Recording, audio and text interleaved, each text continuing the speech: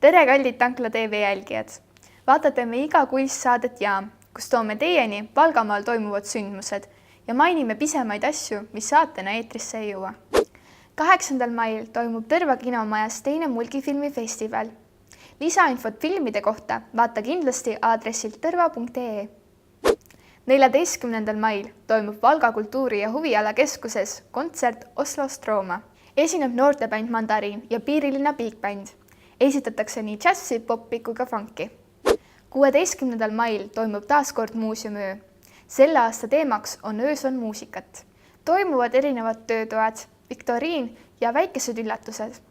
Esineb ka noortebänd Mandariin. 16. mai möödub eriti sportlikult. Valgas toimub Pavel Loskotovi rahvajooks ja Helme vallas rattasõit, kus võib võita uhi uue maastikuratta. 23. mail toimub Otepääl Valgamaa tantsupidu. Esinevad erinevad liikumis- ja tantsurühmad. Et olla kursis kõikide Valgamaal toimuvate sündmustega, külastage kindlasti meie kodulehte tankla.net. Ja sellega lõpebki meie selle kuu saade. Aitäh vaatamast!